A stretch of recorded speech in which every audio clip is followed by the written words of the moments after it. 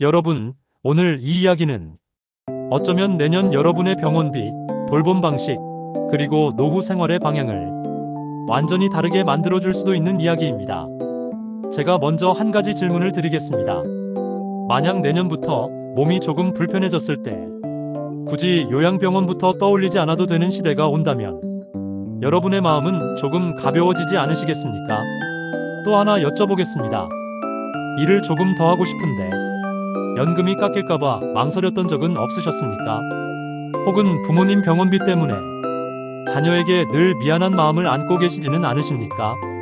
오늘 이 시간은 바로 그 걱정들에 대한 이야기입니다.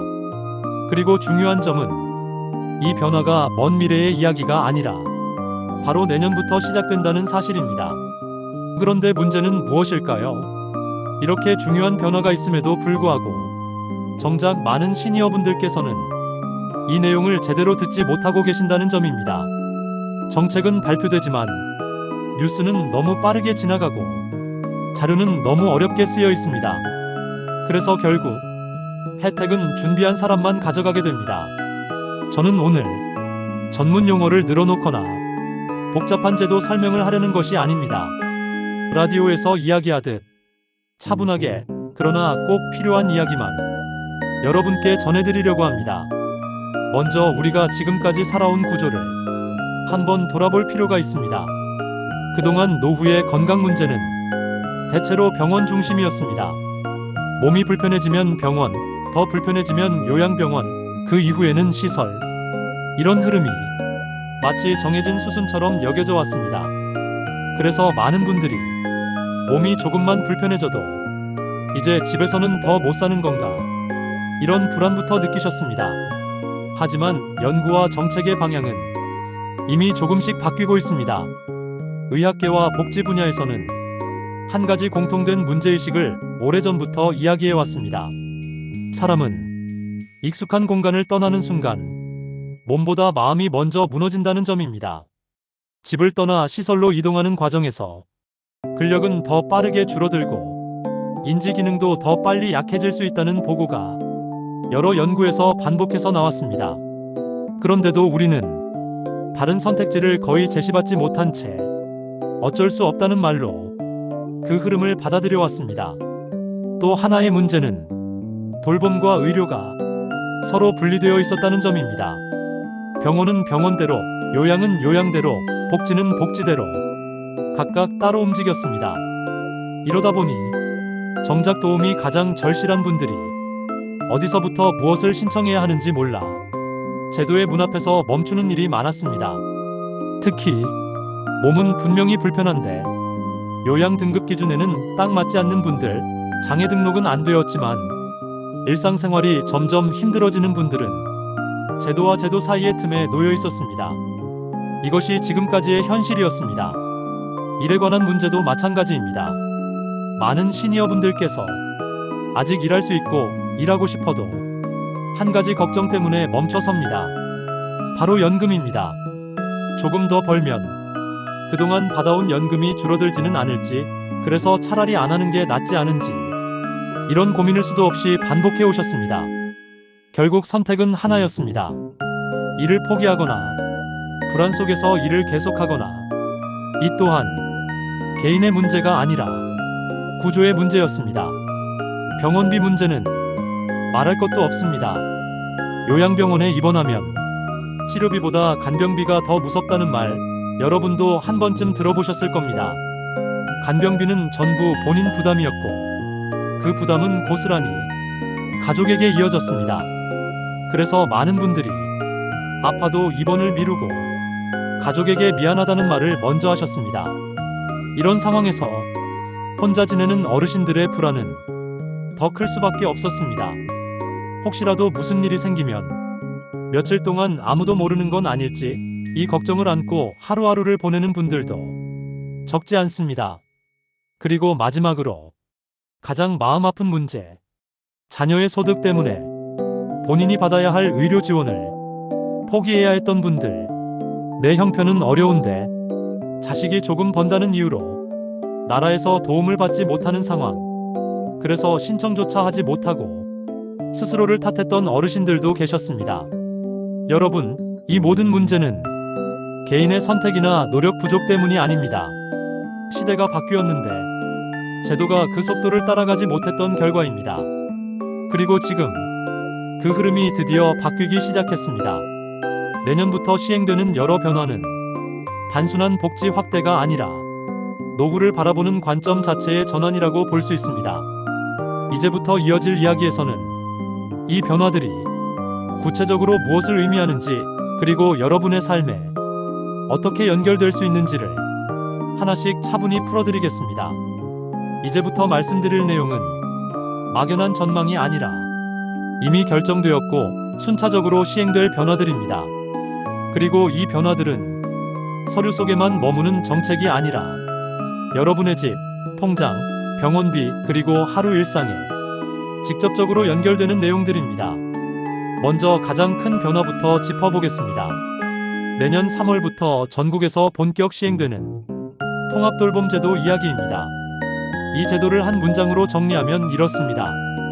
사람을 시설로 옮기기 전에 집에서 가능한 모든 돌봄을 먼저 제공하겠다는 방향입니다. 예전에는 몸이 불편해지면 병원과 요양병원부터 떠올렸습니다. 하지만 이제는 집에서 어떤 지원을 받을 수 있는지가 먼저 검토됩니다. 여기서 중요한 점은 단순히 방문 요양 하나를 늘리는 수준이 아니라는 것입니다. 의료, 간호, 요양, 생활 지원이 각각 흩어져 있는 구조가 아니라 지자체가 중심이 되어 한 사람을 위한 하나의 계획으로 묶입니다. 다시 말해, 여러 군데를 직접 찾아다닐 필요 없이 한 번의 상담으로 지금 나에게 필요한 지원이 무엇인지 정리해주는 구조입니다. 특히 주목하셔야 할 분들이 계십니다. 몸이 분명히 예전 같지 않은데 요양 등급은 애매하게 나오셨던 분들, 병원 퇴원 후 집으로 돌아가기가 막막했던 분들, 그리고 혼자 생활하시며 생활 관리가 점점 어려워진 분들입니다. 이분들께 통합돌봄은 선택지가 하나 더 생긴다는 의미가 아니라 삶의 방향 자체가 달라질 수 있다는 의미가 됩니다. 다음으로 이어서 재택의료 이야기입니다. 내년에는 의사가 직접 집으로 방문하는 재택의료기관이 더 늘어납니다. 이 변화는 단순히 편리함의 문제가 아닙니다. 연구에 따르면 고령자에게 병원 이동 자체가 큰 신체적 부담이 될 수 있다고 보고된 바 있습니다. 집에서 진료를 받고 필요한 관리까지 이어질 수 있다면 몸의 피로도, 심리적 부담 모두를 완화하는 데 도움이 될 수 있습니다. 이제 두 번째 큰 변화로 넘어가 보겠습니다. 일과 연금의 관계입니다. 그동안 많은 분들이 이렇게 말씀하셨습니다. 몸은 아직 괜찮은데 괜히 일했다가 연금 줄어들까봐 겁난다고요. 이 걱정이 결코 기우가 아니었던 시절이 있었습니다. 하지만 내년부터는 이 기준이 상당 부분 완화됩니다. 일정 수준 이하의 소득이라면 연금이 감액되지 않도록 제도가 조정됩니다. 여기서 중요한 것은 정확한 금액보다도 방향입니다. 국가는 이제 노후에 일하는 것을 페널티가 아니라 자연스러운 선택으로 인정하기 시작했다는 점입니다. 일은 단순히 소득의 문제가 아닙니다. 하루의 리듬, 사회와의 연결, 그리고 내가 아직 역할이 있다는 감각을 지켜주는 요소이기도 합니다. 이 변화는 그 선택을 조금 더 편안하게 만들어줄 수 있습니다. 세 번째 변화는 노인 일자리 확대입니다. 내년에는 노인 일자리가 역대 가장 많은 규모로 확대됩니다. 그리고 방향도 달라지고 있습니다. 단순 반복 업무가 아니라 지역사회에 실제로 필요한 역할, 경험이 있는 어르신들이 강점을 살릴 수 있는 분야로 점점 넓어지고 있습니다. 누군가에게는 용돈벌이 이상의 의미가 되고 누군가에게는 다시 사회의 일원으로 연결되는 통로가 될 수 있습니다. 이제 네 번째, 많은 분들이 가장 숨죽여 듣게 되는 이야기입니다. 요양병원 간병비 문제입니다. 그동안 요양병원에 입원하면 간병비는 전부 본인 부담이었습니다. 그래서 병원비보다 간병비 걱정이 더 컸던 가정이 많았습니다. 내년부터는 의료 필요도가 높고 간병이 꼭 필요한 경우부터 간병비를 건강보험에 포함시키는 변화가 시작됩니다. 단계적으로 시행되지만 이 변화가 의미하는 바는 분명합니다. 간병을 더 이상 개인과 가족만의 책임으로 남겨두지 않겠다는 선언입니다. 이제 5번째 변화입니다. 혼자 지내시는 어르신들을 위한 안전망 이야기입니다. 인공지능 기술을 활용해 일상 패턴의 변화를 감지하고 위험 신호가 포착되면 먼저 안부를 확인하는 시스템이 본격적으로 운영됩니다. 문제가 생긴 뒤에 찾는 것이 아니라 문제가 생기기 전에 살피는 구조입니다. 이 변화는 혼자 계신다는 이유만으로 불안해하지 않아도 되는 환경을 만드는 데 목적이 있습니다. 그리고 마지막으로 꼭 다시 확인하셔야 할 변화입니다. 의료급여 부양 의무 기준이 완전히 사라집니다. 이제는 자녀의 소득과 관계없이 부모님 본인의 형편만을 기준으로 의료 지원 여부가 결정됩니다. 그동안 자녀에게 부담이 될까봐 혹은 자격이 안 될 것 같아 신청조차 하지 못했던 분들께 이 변화는 다시 한번 기회를 확인해보라는 신호입니다. 여러분, 이 변화들은 한꺼번에 체감되지는 않을 수 있습니다. 하지만 분명한 것은 방향이 바뀌고 있다는 점입니다. 이제 마지막으로 이 모든 변화를 어떻게 받아들이고 무엇을 준비하면 좋을지에 대해 조금 더 현실적인 이야기를 해보겠습니다. 정책이라는 것은 알고만 있어도 바로 삶이 바뀌는 것은 아닙니다. 하지만 알고 있느냐, 모르고 있느냐에 따라 선택의 폭은 완전히 달라집니다. 그래서 지금부터 드리는 이야기는 꼭 메모를 하지 않으셔도 괜찮습니다. 다만, 이건 나에게도 해당될 수 있겠구나. 이 감각만 마음에 남기셔도 충분합니다. 먼저 통합돌봄 제도에 대해 어떻게 접근하면 좋을지 말씀드리겠습니다. 가장 중요한 점은 내가 지금 당장 대상자가 아니더라도 미리 알아두는 것이 유리하다는 점입니다. 갑작스러운 사고나 질환은 미리 예고하고 찾아오지 않습니다. 퇴원 후 집으로 돌아가는 순간 무엇을 어떻게 해야 할지 몰라 막막해지는 경우가 정말 많습니다. 그럴 때 통합돌봄이라는 제도를 한 번이라도 들어본 분과 처음 듣는 분의 차이는 큽니다. 내가 사는 지역에 행정복지센터나 구청에서 통합돌봄 상담이 가능하다는 사실, 이 한 가지만 기억해 두셔도 위기의 순간에 방향을 잡는데 큰 도움이 될 수 있습니다.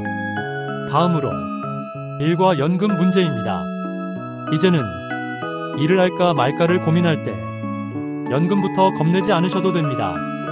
중요한 것은 무리해서 벌라는 것이 아니라 내 몸 상태와 생활 리듬에 맞게 선택할 수 있는 여지가 넓어졌다는 점입니다. 주 몇 번, 하루 몇 시간, 이런 선택이 예전보다 훨씬 자유로워질 수 있습니다. 일은 돈보다도 삶의 균형을 지켜주는 역할을 합니다. 그 균형을 스스로 결정할 수 있는 시대가 조금씩 열리고 있습니다. 노인 일자리 역시 같은 맥락에서 보셔야 합니다. 단순히 어떤 일이 있느냐보다 어떤 역할을 할 수 있느냐를 생각해 보시는 것이 좋습니다. 그동안 쌓아온 경험, 살아오며 익힌 생활의 지혜는 젊은 사람들에게도 큰 자산이 될 수 있습니다. 이제 사회는 그 가치를 조금씩 다시 바라보고 있습니다. 요양병원 간병비 문제는 가족과 함께 이야기해 두시는 것이 좋습니다. 아직은 단계적으로 시행되기 때문에 모든 상황에 바로 적용되지는 않겠지만 앞으로의 방향을 가족이 함께 알고 있는 것만으로도 선택의 기준이 달라질 수 있습니다. 아프지 않기를 바라는 마음과 별개로 혹시 모를 상황에 대해 미리 대화를 나누는 것은 결코 불길한 일이 아닙니다. 오히려 서로의 부담을 덜어주는 준비가 될 수 있습니다. 혼자 지내시는 어르신들께 꼭 드리고 싶은 말씀도 있습니다. 요즘은 혼자 산다는 것이 곧 위험하다는 뜻은 아닙니다. 다만 혼자일수록 사회와 연결된 안전망이 더 중요해질 뿐입니다. 내년부터 운영되는 위기 신호 감지 시스템은 완벽하지는 않더라도 아무것도 없는 상태보다는 분명히 나은 환경을 만들어줄 수 있습니다. 이 또한 내가 대상이 될 수 있다는 사실을 미리 알고 계시는 것이 중요합니다. 마지막으로 의료급여 부양 의무 기준 폐지에 대해 다시 한번 강조하고 싶습니다. 이 변화는 자존심의 문제가 아니라 권리의 문제입니다. 자녀에게 미안해서 신청하지 않는 시대는 이제 지나가고 있습니다. 나라가 정한 기준 안에서 도움을 받을 수 있다면 그것은 당연한 선택입니다. 여러분, 오늘 제가 드린 이야기를 한 문장으로 정리해 보겠습니다.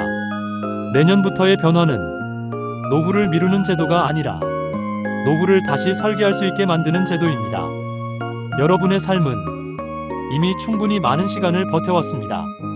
이제는 버티는 노후가 아니라 조금 덜 불안한 노후, 조금 더 선택할 수 있는 노후로 옮겨갈 차례입니다. 이 방송을 들으신 오늘이 그 출발점이 되었으면 좋겠습니다. 이 이야기가 여러분에게 도움이 되셨다면 가족이나 지인 한 분께 조용히 전해주셔도 좋겠습니다. 그리고 댓글에 나는 내년을 조금 더 준비해보겠다. 이 한 문장만 남겨주셔도 충분합니다. 여러분의 삶은 아직 정리 중입니다.